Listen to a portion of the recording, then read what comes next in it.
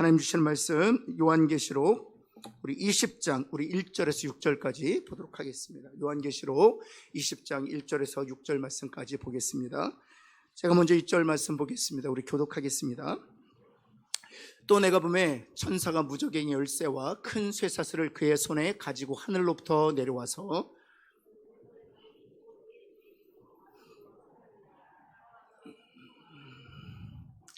무저갱이에 던져 넣어 잠그고 그 위에 임봉하여 천년이 차도록 다시는 만국을 미혹하지 못하게 하였는데 그 후에는 반드시 잠깐 노일이라. 심판하는 권세를 받았더라. 또 내가 보니 예수를 증언함과 하나님의 말씀 때문에 목배임을 당한 자들의 영혼들과 또 짐승과 그의 우상에게 경배하지 아니하고 그들의 이마와 손에 그의 표를 받지 아니하는 자들이 살아서 그리스도와 더불어 천년 동안 왕노릇하니 그 나머지 죽은 자들은 그 천년이 자기까지 살지 못하더라. 이는 첫째 부활이라. 이 첫째 부활에 참여하는 자들은 복이 있고 거룩하도다. 둘째 사망이 그들을 다스리는 권세가 없고 도리어 그들이 하나님과 그리스도의 제사장이 되어 천년 동안 그리스도와 더불어 왕노릇하리라. 아멘. 이제 다음 주면 요한계시록이 이제 마지막이 됩니다. 오늘 20장 하고 우리 다음 주 수요일 날 21장, 22장을 다루면 요한계시록이 완결이 됩니다. 요한계시록 우리가 오늘 20장을 다루기 전까지 한 4파트로 우리가 다룰 수 있는데요. 첫 번째 파트는 7인과 7나팔과 7대접, 하나님께서 이 땅을 심판하시는 내용이죠. 그래서 뭐 인이 있고 그다음에 또 나팔이 있고 또 대접이 있어서 21개의 재앙이 있는 것처럼 보이지만 그것을 요약하면 4가지로 우리가 요약할 수 있다고 말씀드렸습니다. 첫 번째가 무엇인가요? 전쟁이죠. 두 번째가 무엇입니까? 전염병. 세 번째가 무엇입니까? 기근. 그렇죠. 네 번째가 무엇입니까? 그렇죠. 자연재해. 네, 다시 한번 따라해 볼까요? 전쟁, 전염병, 기근, 그 다음에 마지막이 자연재해. 그러고 보니까 다 지읒자가 되네요. 지읒자. 그렇죠? 전쟁, 전염병, 자연재해. 그렇게 외우면 되겠네요. 3G. 그 다음에 원기. 그렇게 외우시면 되겠습니다. 그래서 전쟁, 전염병, 자연재해, 기근. 이렇게 외우시면 훨씬 더 쉽겠네요. 다시 한번 따라해 볼까요? 전쟁, 전염병, 자연재해, 기근. 예. 이렇게 요약해서 우리가 사실은 이렇게 알고 있어야 되는 것은 그 징조가 왔을 때 이제 마지막이 오는구나, 주님이 오실 날이 멀지 않구나를 우리가 알아차리기 위함이죠. 주님께서 이렇게 말씀하셨습니다. 마태복음 24장의 종말에 대해서 말씀하실 때 무화과 나무의 열매가 무화과 나무 잎이면 여름이 다가온다는 것을 알 수 있지 않느냐 라고 말씀하시잖아요. 그래서 이런 징조들을 우리에게 가르쳐 주신 것은 주님이 이 땅에 오시는 그때와 그 시는 알 수 없지만 주님이 오실 때가 머지 않았구나 라고 우리가 알 수 있는 것이죠. 근데 이 전쟁과 전염병과 자연재해와 이 기근이 임과 나팔과 대접에서는 달리 표현되어 있어. 어떻게 표현되어 있느냐, 그 영역에 있어서 좀 달리 표현되어 있죠. 이는 4분의 1, 그렇죠? 그리고 나팔은 좀 더 확대돼서 3분의 1, 그리고 대접은 전체. 그래서 전쟁이 4분의 1 지역에서 3분의 1 지역으로 넓혀지고 더 나아가서 전체가 된 경우에 전염병, 기근, 자연재해 역시 마찬가지입니다. 3분의 1에서 4분의 1에서 3분의 1로 넓어지고 전체 확대가 되어 가면 주님이 오시 얼마 남지 않았구나 우리가 이해할 수 있다는 것이죠. 두 번째 스테이지는 무엇인가 하면 이 세상을 이해하는 어떤 관점을 우리 주님께서 이 사도 요한계시록을 통해 주고 계시는 것이죠. 이 공중권세 잡은 자가 사단이요 마귀인데 12장에서 그 마귀 사단의 정체에 대해서 말씀해 주고 계시죠. 하늘에 전쟁이 있었는데 미가엘과의 전쟁에서 패하여 하늘에 있을 곳을 얻지 못한 이 용 사단 마귀가 어디로 내어 쫓겼다고요? 땅으로 내어 쫓겼다는 것입니다. 그래서 이 공중 권세를 사단, 마귀, 또 용이라고 하는 옛뱀이 사로잡게 되었다는 것이죠. 그래서 에베소서에 보면 우리의 싸움은 혈과 육에 대한 싸움이 아니라고 말씀하셨습니다. 무엇에 대한 싸움이에요? 공중 것에 잡은 악한 영들에 대한 싸움이죠. 우리 옆에 있는 분에게 그 악한 영들에 대하여 주님이 이기고 승리하실 것입니다. 한번 할까요? 네. 그래서 끊임없이 사단과 마귀가 공중권세를 잡고 있기 때문에 그 공중권세 잡은 사단과 마귀가 두 세력에게 힘과 권세를 준다는 것입니다. 한 세력은 바다에서 올라온 짐승, 다시 말해서 적그리스도, 어떤 힘과 어떤 그런 정치, 어떤 군사력을 바탕으로 교회와 성도들을 핍박하는 세력, 갖춰서 우리가 적그리스도라고 얘기하고요. 그다음 두 번째는 거짓 선지자, 그렇죠. 뭐 우상이라든지 또 이단이라든지, 그래서 거짓 선지자에게 이 사단, 이 두 세력에게 사단이 공중 권세 잡고 있는 사단이 힘과 권능과 권세를 준다는 것입니다. 그리고 사단의 목적, 그리고 이 사단으로부터 권세와 능력을 부여받은 바다에서 올라온 짐승 적그리스도와 땅에서 올라온 짐승 거짓 선지자의 목표는 딱 한 가지입니다. 이 땅에 있는 사람들을 어디로 누구로 하여금 누구와 대적하게 하는 것입니까? 하나님과 대적하게 하는 것입니다. 하나님을 부인하게 하는 것입니다. 예수 그리스도를 인정하지 않게 하는 것입니다. 십자가의 능력을 깨닫지 못하게 하는 것입니다. 그래서 하나의 목적은 무엇입니까? 지옥에 던져지는 것. 이것이 사단의 목적이고 사단이 힘과 권세를 준 적그리스도와 거짓 선지자의 목표라는 사실입니다. 이것이 두 번째 스테이지죠. 세 번째 스테이지는 무엇인가? 세 번째는 무엇인가 하면 이 사단이 힘과 권세를 주어서 이 땅에 있는 사람들을 미혹할 터인데, 이 사단과 더불어서 적그리스도와 거짓 선지자에 대한 미래가 바로 세 번째 스테이지예요. 세 번째는 무엇입니까? 하나님께서 심판하신다는 겁니다. 마지막에도 심판하시지만 그 순간순간마다 심판하신다는 거예요. 하나님께서 그 심판을 마지막에 미루어서 심판하시는 것이 아니라 그 순간 심판하시다가 결국 최후의 심판에서 마지막으로 완결해서 심판하신다는 것입니다. 여러분, 기독교를 박해했던 로마 제국 무너졌습니다.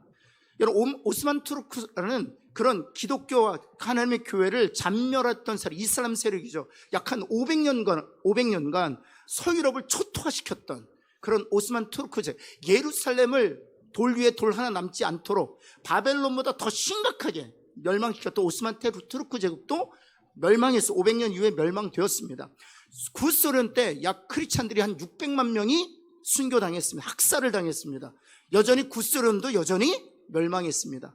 여러분, 중국 마오쩌둥 시대 때요, 약 한 3천만 명이 크리스찬들이 죽었다고 해요. 많은 크리스찬들이 망명했어요. 우리나라에도 화교들이 많이 와 있고요. 인도네시아, 싱가포르, 말레이시아에 수많은 화교들이 지금 살고 있습니다. 그들은 대부분이 크리스찬이에요. 왜냐하면 그 마오쩌둥 시대에 공산혁명을 통해서 수많은 교회와 수많은 성도들이 뿌리째 뽑혔기 때문입니다. 그러나 그 마오쩌둥 현재 살아있지 않습니다. 여전히 중국이라는 나라가 여전히 기독교를 박해하는 국가이긴 하지만, 그렇죠. 여러분, 이와 같이 순간순간마다 하나님께서 심판하시지만 결국 마지막에 이 모든 적그리스도와 적그리스도를 심판하신다는 것이, 이게 세 번째 스테이지예요. 뿐만 아니라 거짓 선지자 하나님 심판하신다는 것입니다. 문선명 죽었어요. 마호멧 죽었습니다. 석가모니 죽었습니다.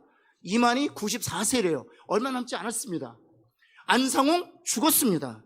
모든 이단 종파, 자신을 스스로 하나님이라고 주장했던 수많은 사람들이 죽임을 당해 하나님의 심판 아래에 놓여졌다는 사실입니다. 또한 뿐만 아니라 우리가 잘 알고 있었던 1992년에 우리나라를 휩쓸고 있었던 다미 선교회, 완전히 하나님의 심판에 의해서 흔적조차 없이 사라지게 되었어요. 이것은 무엇을 말하느냐? 하나님께서 이 거짓 선지자도 순간순간마다 심판하신다는 것입니다. 그리고 나서 마지막에 최종적으로 다 심판하신다는 사실이죠. 사랑하는 성도 여러분, 이 적그리스도가 아무리 득세하고 거짓 선지자도 영역을 확장한다 할지라도 두려워하지 아니하시기를 예수 그리스도의 이름으로 축원합니다.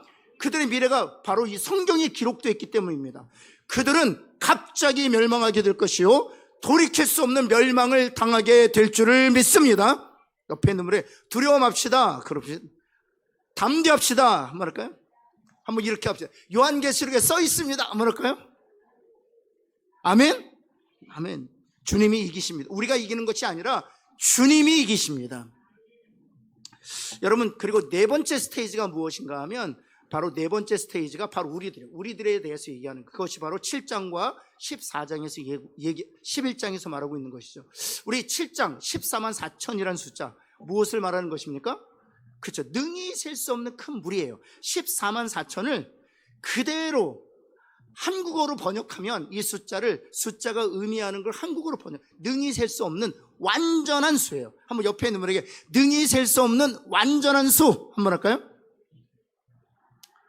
그것이 왜냐하면 12 곱하기 12 곱하기 10, 10이기 때문입니다. 12는 우리가 알고 있는 것처럼 완전수고요. 10이라는 의미는 full, 만수, 가득하다, 그런 의미를 가지고 있어요.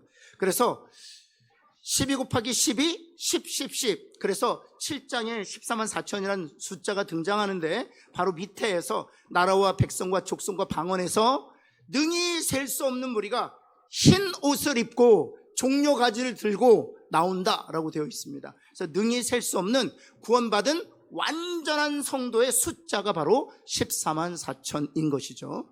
그리고 그 14만 4천은 그 구원받은 자들이 11장에서 해야 될 일이 있는데 증인의 역할을 해야 된다는 것입니다. 증인의 역할.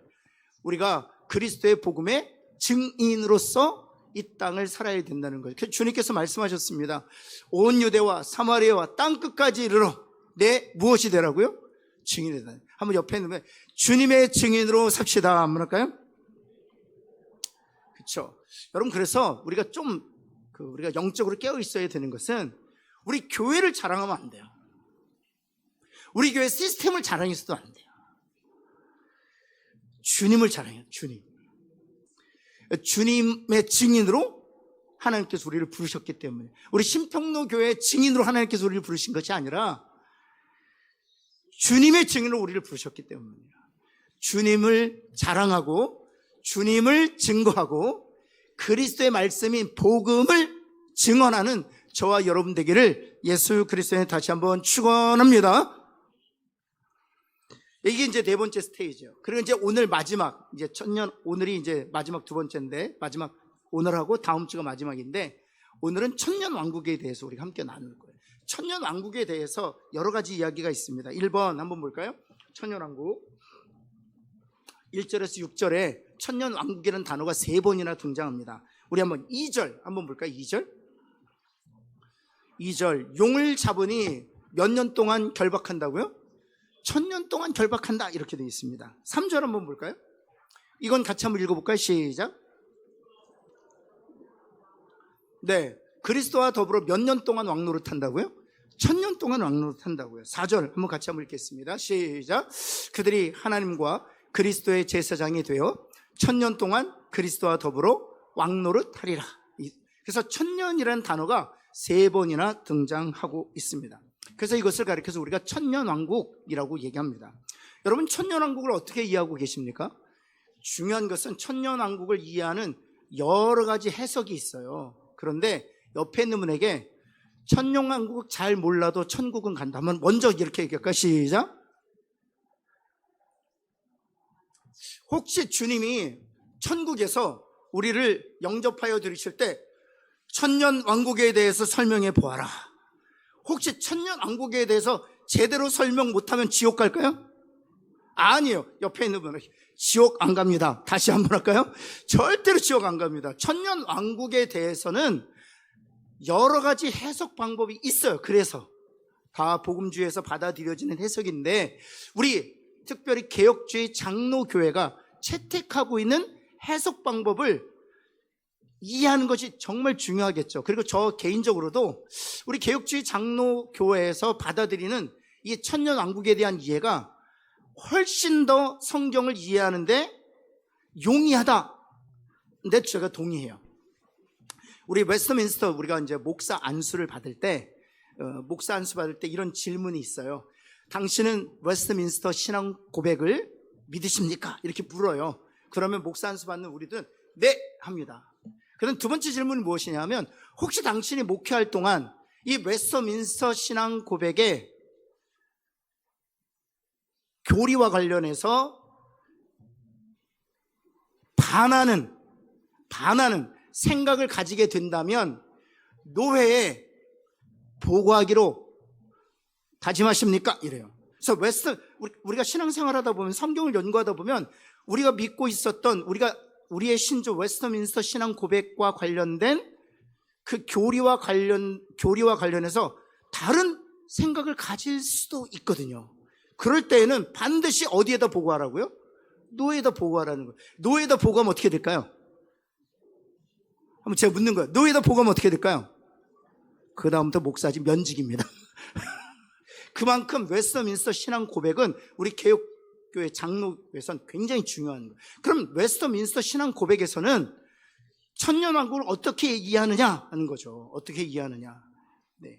그래서 오늘 우리가 천년왕국을 이해하는 이 방식이 굉장히 중요하다는 것을 다시 한번 말씀드립니다. 그래서 우리 개혁주의 장로교회에서는 두 가지를 받아들여요. 역사적 전천년이라는 것을 받아들이고 또 하나는 무천년을 받아들이는데요. 지금 제가 여러분과 나눌 것은 무천년에 대해서 나눌 겁니다. 무천년. 역사적 전천년이 아니라 무천년에 대해서 나눌 겁니다. 왜냐하면 웨스터민스터 신앙고백도 무천년을 말하고 있고요. 칼빈도 무천년을 말하고 있기 때문에 그렇습니다. 특별히 우리 교단의 신학대학원이 어딘가요? 이 정도는 알고 계셔야 돼요. 총신인가요? 장신인가요? 침신인가요? 총신. 총신이 어디에 있을까요? 서울에요? 총신 학부는 서울에 있는데 우리 교회의 목사가 되기 위해서는 신학대학원을 나와야 돼요. 그래서 총학, 총신, 신대원을 나와야 되는데 총신, 신대원은 서울에 있지 않습니다. 그렇죠. 용인에 있어요. 훌륭합니다. 용인에 있습니다. 서울에 있지 않고 용인 총회 신학대학원을 나와야 돼요. 그래서 총신이라고 하는 거예요.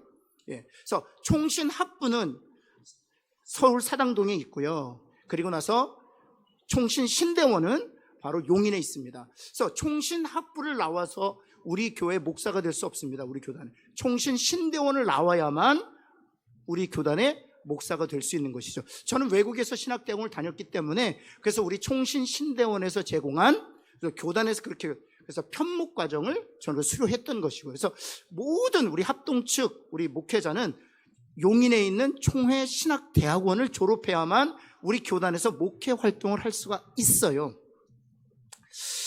여러분, 제가 이 말씀을 드리는 이유는 무엇인가 하면 바로 우리 총회 신학교에서 가르치고 있는 내용이 바로 두 가지입니다. 첫 번째는 역사적 전천연성과 무천년을 가르치고 있는데 실은 총회 신학대학원을 졸업한 사람들 모두가 거의 대부분이 칼빈을 모르면 간첩입니다.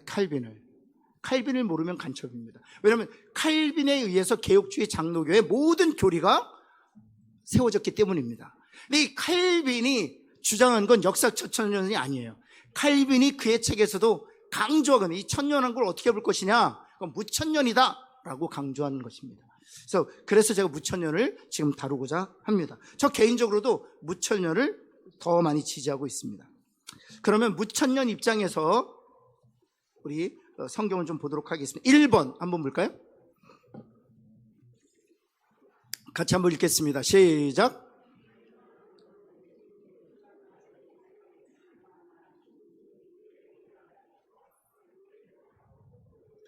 천년왕국은 어디부터 어디 사이라고요?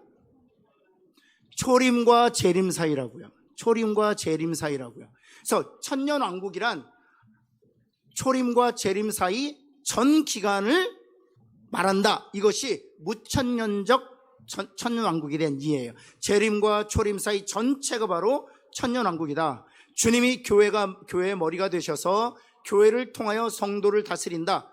그래서 지금이 바로 천년왕국 시대다라고 가르치는 것이 무천년의 입장입니다. 한번 볼까요? 그 다음 여러분 프린트물 한번 보시고 한번 같이 한번 읽어보겠습니다. 프린트물 보시고 시작.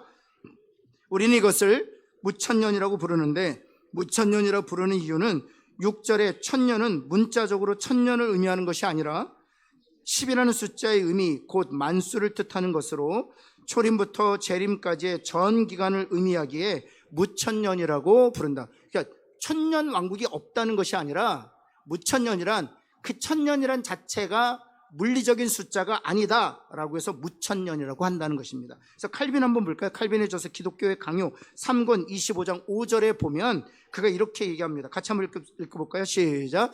천년왕국이란 별개의 기간이 있는 것이 아니라 영적 통치 기간으로 간주한다라고 칼빈도 주장하고 있다는 것입니다. 따라서 이 천이란 어떤 물리적인 숫자를 말하는 것이 아니라 초림과 재림 사이 전체를 가르치는 영적 통치라고 칼빈도 가르치고 있다는 사실입니다. 2번, 무천년선의 입장에서 우리 20장 1절에서 7절을 어떻게 이해할 것이냐는 것이죠. 한번 볼까요? 2절 한번 볼까요? 2절 한번 스크린 보고 한번 읽겠습니다. 시작.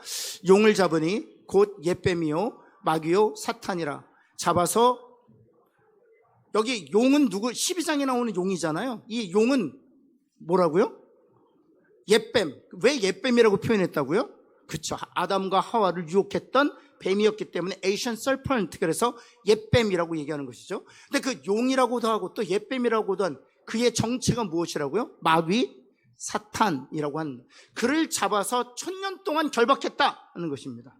그럼 사단을 1000년 동안 결박했다는 것이 이 무천년선의 입장에서 재림, 초림과 재림 사이를 무천년이라고 본다면 이 본문을 어떻게 이해할 것이냐는 거예요. 이 본문을 어떻게 이해할 것이냐는 것이죠. 한번 볼까요? 여러분 프린트를 보시면 답이 기록되어 있는데요. 한번 여러분 읽어보도록 하겠습니다. 시작. 예수 그리스도의 십자가와 부활 사건으로 사단이 치명적인 상처를 받아 그 활동이 제한된 것을 상징한다. 따라서 예수 그리스도의 십자가 사건으로 말미암아 또 예수 그리스도의 부활의 사건으로 말미암아 사단이 치명적인 상처를 입어서 그 활동이 제한되는 것을 바로 상징한다. 2절이 바로 그런 의미이다라고 무천년 쪽에서는 가르치고 있다는, 이해하고 있다는 사실입니다. 여러분 그 창세기 15장을 가보면, 여러분 한번 성경 한번 보시겠습니까? 창세기 15장 한번 가볼까요? 창세기 3장 15절 성경을 한번 펴보시겠습니까? 이걸 가르쳐서 우리가 오리지널 가스풀이라고 하거든요. 원복음이라고 하거든요. 복음 중에 가장 제일 먼저 나타나는 복음인데요. 3장 15절 말씀 찾으셨으면 같이 한번 읽겠습니다. 시작. 내가 너로 여자와 원수가 되게 하고 내 후손도 여자의 후손과 원수가 되게 하리니 여자의 후손은 내 머리를 상하게 할 것이요 너는 그의 발꿈치를 상하게 할 것이니라. 여러분 하반절에 보면 여자의 후손은 내 무엇을 상하게 할 것이라고요? 머리를 상하게. 그럼 여자의 후손은 누구를 얘기하는 걸까요? 예수 그리스도. 이 후손은 단수예요. offsprings가 아니고 offspring, 단수예요. 여자의 후손, 다시 말해서 이스라엘 공동체의 메시아로 오신 예수 그리스도가 내 머리, 다시 말해서 옛뱀, 용이라고도 하는 마귀 사단의 무엇을 상하게 할 것이라고요? 머리를 상하게 할 것이라는 것입니다. 그리고 나서 너는 그의 발꿈치를 상하게 할 것이다 그랬습니다.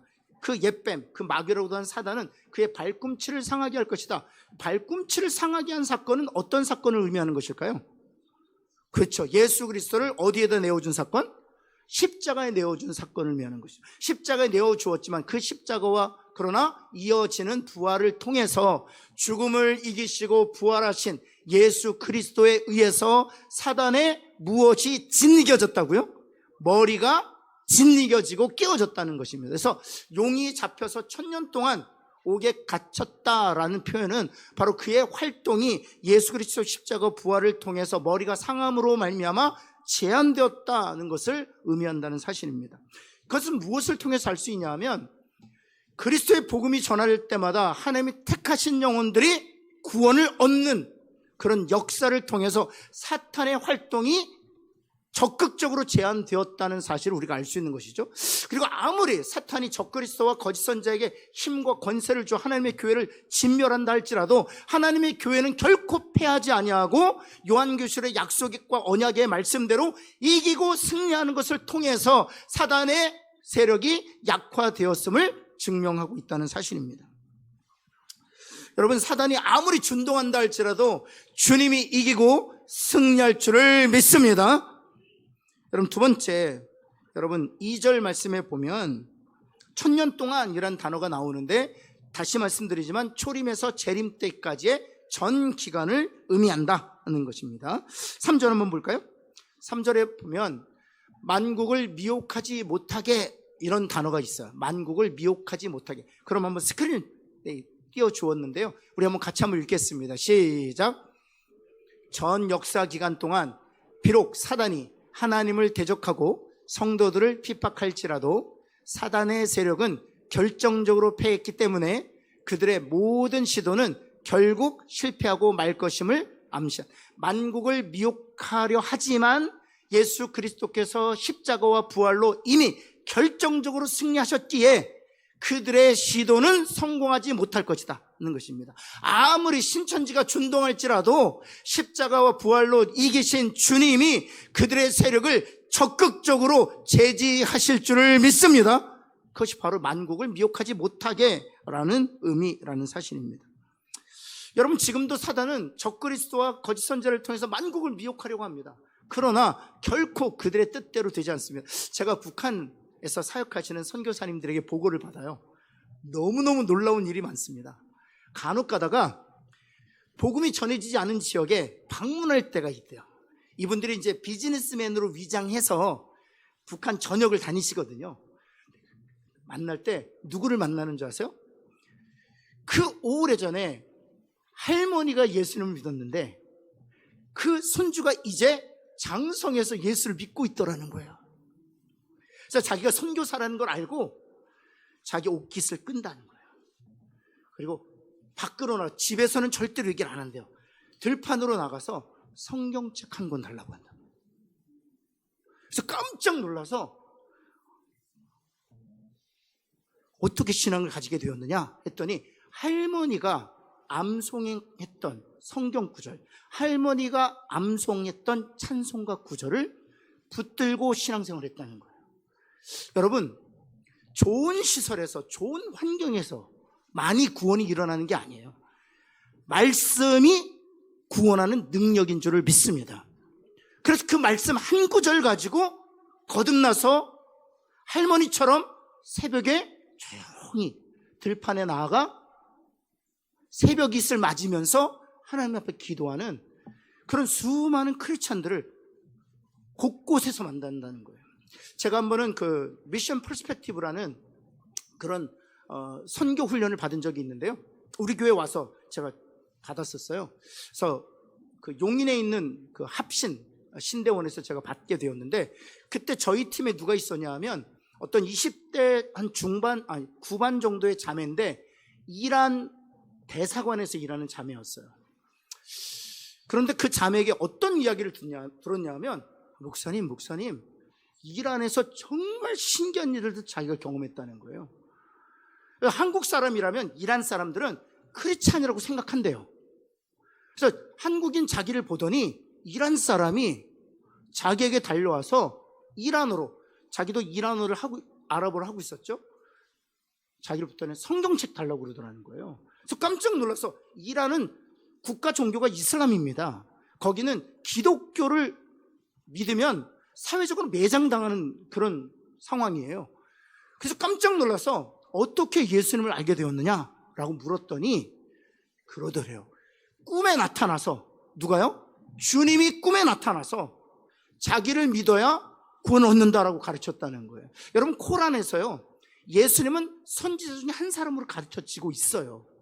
그래서 이슬람 사람들도 예수 그리스도의 존재에 대해서 알고 있는데 그런 사람이 한둘이 아니라는 거예요.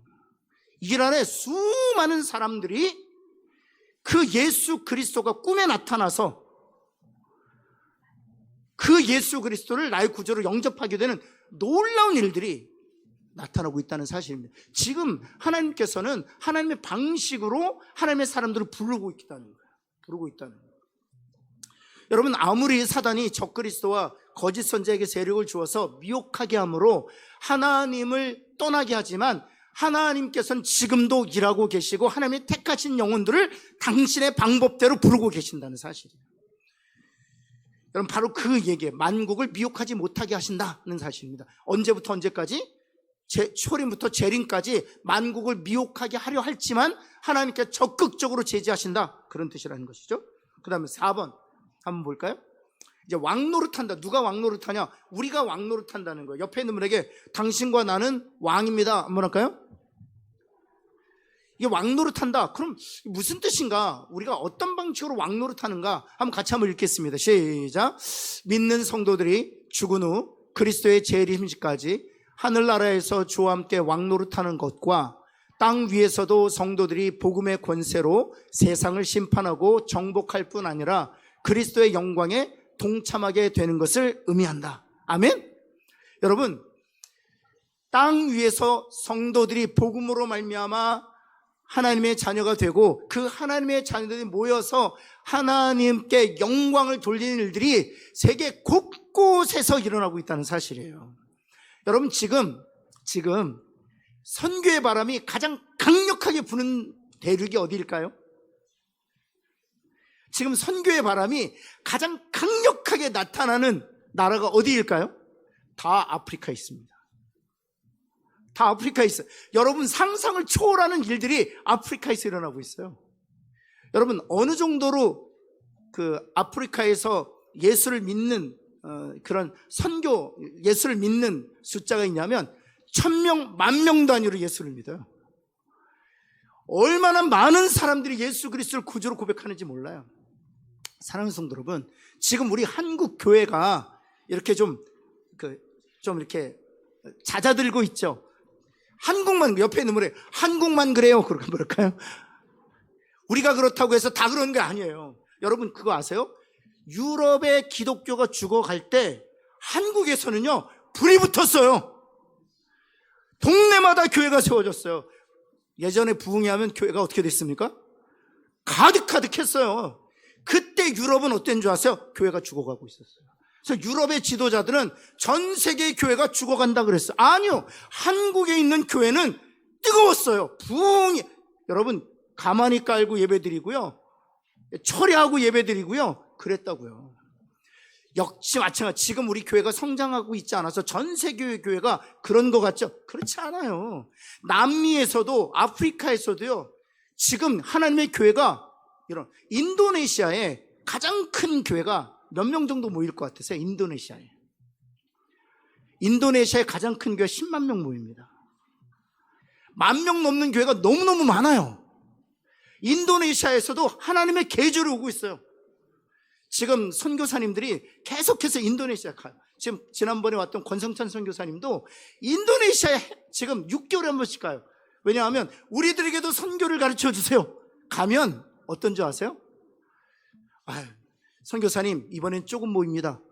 1,000명 모여있대요. 목사님들만 1,000명. 그래서 제가 교단 지도자, 1,000명이 무슨 적은 숫자냐고. 5,000명 모일 뻔했는데 이번에 광고를 적게 해서 1,000명 모인다고. 여러분, 얼마나 뜨거운지 몰라. 권 목사님 무슨 얘기 하시냐? 목사님, 인도네시아에 하나님의 계절이 오고 있어요. 예수의 계절이 오고 있어요. 얼마나 공격적으로 선교하는지 몰라요. 얼마나 뜨겁게 예배하는지 몰라요. 마치 우리 70년대 80년대 우리 한국교회 부흥을 보는 것 같아요. 여러분, 다른 나라에서는 하나님의 놀라운 역사들이 계속 현재 진행형으로 이루어지고 있어요. 우리나라에서도 그 첫사랑이 다시 회복되기를 기도하는 저와 여러분 되기를 예수 그리스도 다시 한번 기도하고 부탁드립니다. 여러분, 우리가 보고 있는 게 전부가 아니에요. 왕노릇 하고 있어요. 수많은 사람들이 왕노릇 하고 있어요. 저도 우리 가정에서, 우리 교회에서, 또 우리 교회가 이 세상을 왕노릇하는 그런 교회 되기를 예수 그리스도 다시 한번 축원합니다. 여러분, 5절 한번 볼까요? 5절. 그렇다면 첫째 부활에 대해서 나와요. 5절에. 그럼 첫째 부활에 대해, 이 첫째 부활이 무엇을 의미하느냐는 거예요. 첫째 부활이. 한번 같이 한번 읽어볼까요? 시작.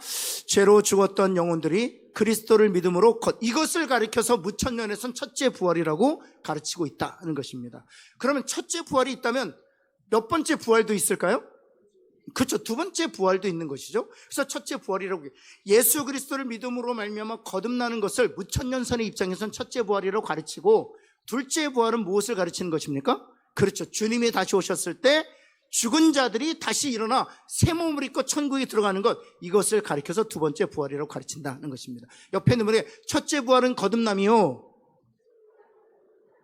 둘째 부활은 주님이 오실 때 부활하는 것입니다. 한번 할까요? 그래서 보면 여러분, 고린도후서 5장 17절, 누구든지 그리스도 안에 있으면 새로운 피조물이라는 거예요. 새로운 피조물. 다시 말씀드려요. 저는 예수 믿고 거듭나는 것을 이렇게 이해했어요. 좀 깨끗해지는 것으로 이해했어요. 좀 씻겨지는 것으로 이해해줘서. 아니에요.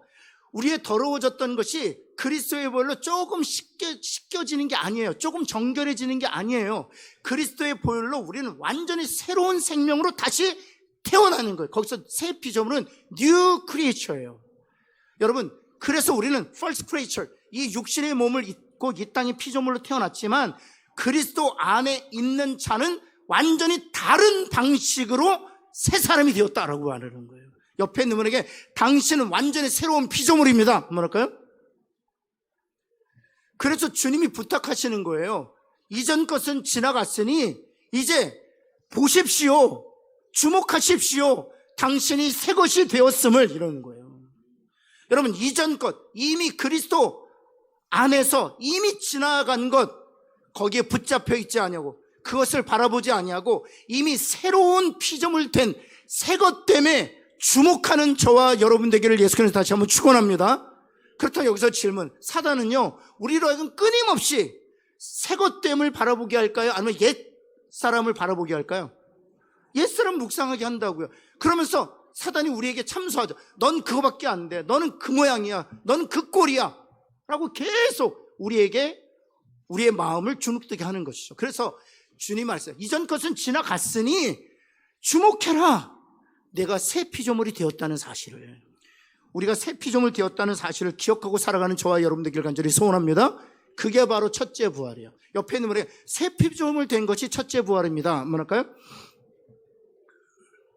그리고 둘째 부활은 주님이 오셨을 때 새 몸을 입고 천국에 들어가서 영원한 생명을 누리는 것, 그것이 바로 둘째 부활이라고 얘기하는 것이죠. 여러분, 특별히 이 무천년의 강점 중에 하나가 이 첫째 부활과 둘째 부활을 이와 같이 해석한다는 면이에요. 역사적 전천년에서는 이 첫째 부활을 어떤 방식으로 이해하느냐, 한번 부활하는 것으로 의미해요. 그렇다면 이해가 되지 않는 것이 또 부활해야 되는 거예요. 부활한 다음에 또 다시 부활해야 되는 것이죠. 그럼 이런 질문을 할 수 있죠. 왜 부활했는데 또 하느냐? 여기 답을 못하는 것이 사실이거든요. 그래서 모든 천년왕국을 이해하는 그 이해가 가지고 있는 한계가 있지만 그런 면에서 무천년이 가지고 있는 강점이 여기에 있다는 것을 말씀드립니다. 7번 넘어갈까요? 사탄이 옥에서 놓였다라는 표현이 있어요. 1000년 동안 갇혀 있다가 사탄이 옥에서 놓였다라는 표현이, 이게 이제 무천년에서 해석하기 어려운 부분 중에 하나인데요. 그 다음 같이 한번 읽어볼까요? 시작. 교회의 전 역사 기간 동안 사단은 그리스도의 십자가에 의해 치명적인 상처를 입고 거의 죽은 것처럼 보이지만 점차로 그 힘을 회복하여, 그렇죠, 십자가로 말미암아 거의 힘을 잃은 것처럼 보이지만 주님이 오실 그때, 그쯤에 그 힘을 회복하여 하나님의 교회와 성도들을 적극적으로 핍박하는 것을 가르쳐 말한다. 이것을 사단에서 잠시 옥에 놓여라는 것으로 해석하는 것이죠. 여러분, 그래서 보면 종말이 가까우면 가까울수록 세상은 어떻게 되나요? 더 악해. 여러분, 요즘에 제가 그런 얘기 들어요. 50년 전보다 지금이 더 선해졌나요? 더 악해졌나요? 더 악해졌어요. 요즘 그 교사들, 제가 교육자들이 부르면 옛날 우리 교사들 여기 많잖아요. 10년 전에 우리 중등부 학생들하고 지금 중등부 학생들하고 어때요? 거기까지만 얘기해요. 그리고 여러분 주변에 있는 사람들, 우리 성도들 보면 10년 전에 우리 교회와 지금의 교회는 어떻습니까? 우리 나라는 어떻습니까? 10년 전에 우리나라와 지금의 나라는 어떻습니까? 지금이 더 강팍해진 것 같아요. 지금이 더 긴장되어 있는 것 같아요. 지금이 더 서로 진영 간에 아주 날이 서 있는 것 같아요. 지금 조금만 건드려도, 요즘에 그렇다면 옛날에는요, 그 데이트할 때 너 어느 당이야? 이거 안 물었어요. 요즘에 20대가 데이트하면 성 물어보지 않고 나이 안 물어봐요. 너 어느 당이냐고 묻는데요. 너 민주당이 안 맞나? 국민의힘이야? 국힘이야? 안 맞나? 그런다는 거예요. 여러분, 10년 전에는 생각도 못했던 일이에요. 여러분, 지금도 마찬가지입니다. 지금 교회 안에서도요, 지금 어디냐에 따라 서로 마음이 나뉘어지는 경우도 굉장히 많아요. 목사님들 단톡방에서도 계속 올려요. 그럼 올려서 막 그래. 여러분, 제가 그런 걸 보면서 무슨 생각이 드냐면, 한번 옆에 있는 분, 이 세상에는 소망이 없습니다. 한번 할까요? 이 세상에는 소망이 없어요. 우리가 위해서 기도해야 될 것은 하나님의 나라가 이 땅에 임하는 거예요. 그렇게 위하는 기도하는 저와 여러분 되기를 간절히 소원합니다. 여러분, 하나님의 나라가 이 땅에 임하기를 기도하는 저와 여러분 되기를 다시 한번 부탁하고 기도하고 축복합니다. 바로 그것이에요. 시간이 가면 갈수록 더 강팍해지고, 시간이 가면 갈수록 자기만 사랑하고, 시간이 가면 갈수록 서로 냉랭해지고, 시간이 가면 갈수록 자기밖에 모르는 이 사단의 세력이 더 강포해지는 것을 가르쳐서 바로 사단이 옥에 놓인다라는 표현으로 사용하고 있다는 사실입니다. 여러분, 그렇다면 이제 백보자 심판으로 가야 되는데요. 백보자 심판 여기까지 마치도록 하겠습니다. 여기까지 하고 백보자 심판은 다음 주에 또 하도록 하겠습니다.